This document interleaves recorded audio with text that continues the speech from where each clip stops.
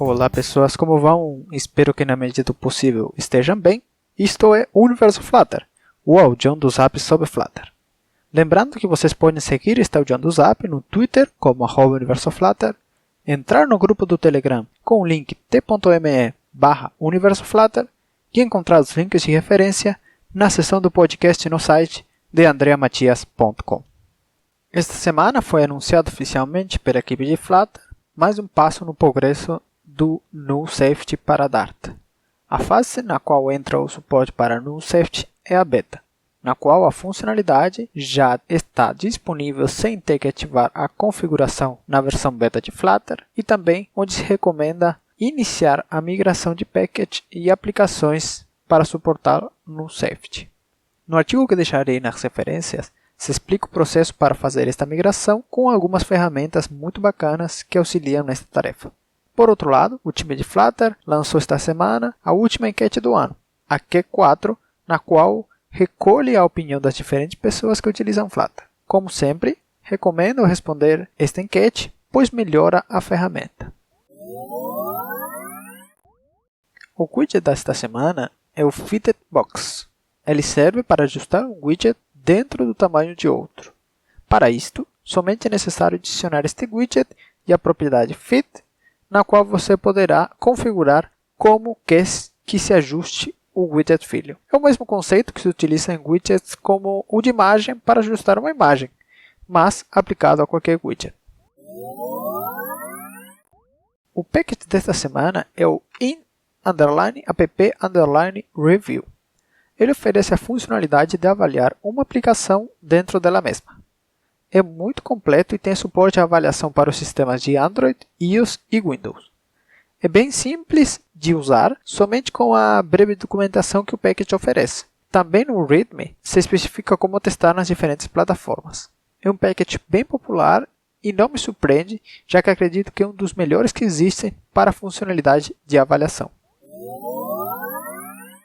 A dica desta semana é bem breve, é um repositório no GitHub com o nome ação-pubdev. Dentro dele há muitos links a package e plugins do pub.dev, que vão desde gerenciadores de estados, ícones, bases de dados, utilidades e vários outros. É mais uma lista de referências para package e plugins bacanas para as nossas aplicações.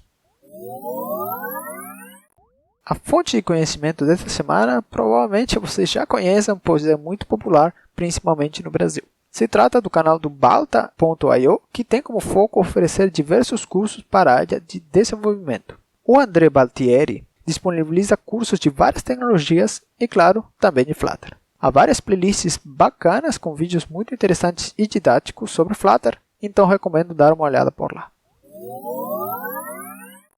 A sessão de bugs e debugs desta semana será um pouco mais livre e falarei sobre o porquê o build de uma aplicação pode demorar muito para ser feito em um computador. Basicamente, temos 3 critérios que se levam em conta para esta situação ocorrer, né? Um pode ser o tamanho da app, ou seja, se você tem um projeto muito grande, claramente o build vai demorar muito mais. Outro seria a configuração do PC que você está executando este build.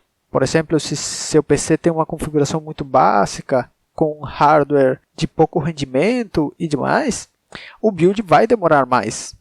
E também pode acontecer um erro inesperado, no qual o build fica travado e, na verdade, o tempo é ilimitado. Digamos que ele fica neste build, porque ele fica travado nessa tarefa. Para resolver o primeiro problema, que é o tamanho da app, não há muitas alternativas. Se o projeto é grande, ele vai demorar mesmo. Provavelmente, neste caso, se o projeto é grande, deve ser porque é alguma empresa, alguma aplicação que está em mercado. Então, na hora de fazer o build, por exemplo, de gerar o APK ou o arquivo para a plataforma que seja, já terá uma forma de gerar esse arquivo na nuvem, em algum serviço como o Bitbucket, por exemplo. Agora, para resolver o erro desconhecido, é basicamente fazer o debug dessa aplicação. Vai depender muito do erro que aconteça. Essa situação é um pouco mais rara, então vai ser muito específico do que aconteceu nesse instante e você, a partir das mensagens que pode ocorrer ou as mudanças que você fez no projeto desde que funcionava até o momento que você fez o build e não funcionou, né, essas mudanças, você revisar para ver quais podem estar afetando nesse build. E por último, falando do ponto número 2, eu vou me dar a liberdade de falar um pouco da configuração de um PC, né? Eu vejo muito nos grupos de Flutter pessoas perguntando: eu tenho um PC assim, será que roda Flutter? Será que eu preciso de outra coisa? Eu estou pensando em montar um PC e tal. Eu não vou dar especificações exatas dos componentes, mas um pouco de orientação para que as pessoas entendam o que seria necessário na hora de montar ou comprar um computador para programar com Flutter, principalmente. Bom, o computador tem várias partes essenciais, né? Primeiro temos o processador, que é o que é responsável por executar todas as operações de um PC, né? E claro, quando o processador for mais potente, as operações que você vai fazer enquanto está programando, né? Os builds, os reloads e outro tipo de operações vão ser mais rápidas. Para programar, eu recomendo sempre começar com processadores Intel i5 ou AMD Ryzen 5, que são uma gama média, pelo que eu conheço, né? E com eles você já tem uma configuração boa para programar aplicações. Outra parte bastante importante, claro, é a memória RAM. O mínimo que eu recomendo é 8 GB de memória RAM e agora, atualmente, está a DDR4, que é o modelo atual do mercado. Recomendo 8 GB porque você vai ter vários programas rodando e ainda mais se você tiver o simulador ou outras ferramentas, vai consumir muito essa memória. Então 4 ou 6 GB de RAM fica curto. Bom, depois disso, eu acho que algo muito importante quando você programa é ter uma tela relativamente grande, se você tiver possibilidade de ter até 2, né? Pois quando você tem aberto o editor de código e o simulador e talvez alguma outra ferramenta, a tela realmente vai ficar pequena e você necessita espaço para ter tudo o que você precisa estar usando para programar no mesmo ambiente. Já para armazenamento, eu recomendo sempre um SSD, que hoje em dia eles estão mais acessíveis. Com um de 240 GB normalmente já é o suficiente, a não ser que você tenha muitos arquivos e tal. Aí você pode optar ou por incrementar, claro, o tamanho do SSD, ou por ter um disco rígido como suporte, né? Para a parte de sistema operacional, se você pretende fazer aplicações para iOS, eu recomendo muito que se utilize um Mac, porque ainda que tenha algumas soluções para você fazer o build de aplicações para iOS em outras plataformas, em Windows, em Linux ou até na nuvem, né? Sempre será mais cômodo você fazer no próprio computador. Fora isso, a escolha do sistema operacional não é algo que afeta diretamente na hora de programar. Se você se sente mais cômodo com Windows, com Linux, pode escolher qualquer um deles. Já a parte de vídeo, uma placa de vídeo não é fundamental para isto, pois normalmente a placa-mãe já vem com uma placa de vídeo integrada, mas é importante você levar em conta que você, se vai ter 2 monitores ou até um monitor, né, você ter uma saída de HDMI, pois isso vai melhorar a qualidade da sua imagem e também você vai ver melhores as cores e também até para a questão da vista, né, você vai ver as coisas mais nítidas e vai ser melhor para a programação. E aproveitando, já falando da placa-mãe, eu não vejo nenhum requisito especial para a escolha desta, somente que suporte os componentes que você vai colocar, né? Tanto processador quanto memória RAM, placa de vídeo se for colocar, enfim.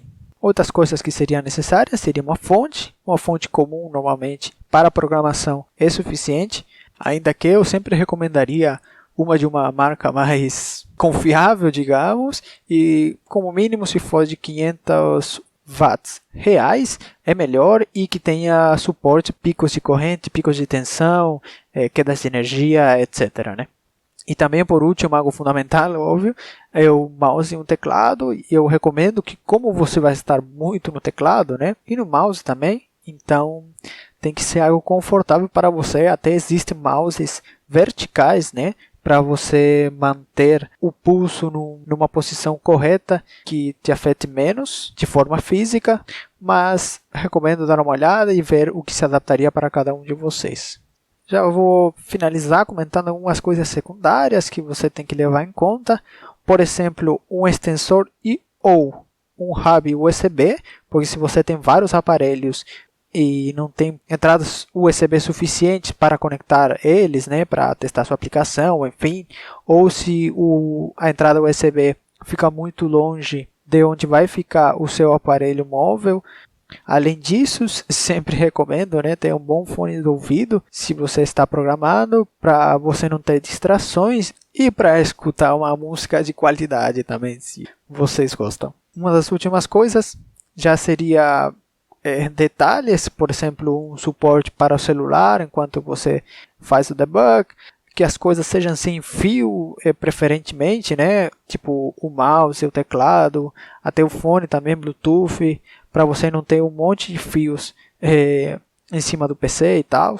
E por fim, a escolha entre notebook e computador vai ser muito do fim que você vai ter com eles, né? Se você vai talvez trabalhar de forma remota ou se desloca muito com o dispositivo, né? Aí você claramente vai optar por um notebook. Já o computador vai ser muito mais barato, então se você sempre fica de uma forma fixa num local, com certeza é a melhor escolha a ser feita. E chegamos ao final. Lembrando que pode contatar enviando um e-mail a universoflutter@gmail.com e no grupo público no Telegram, via o link t.me/universoflutter.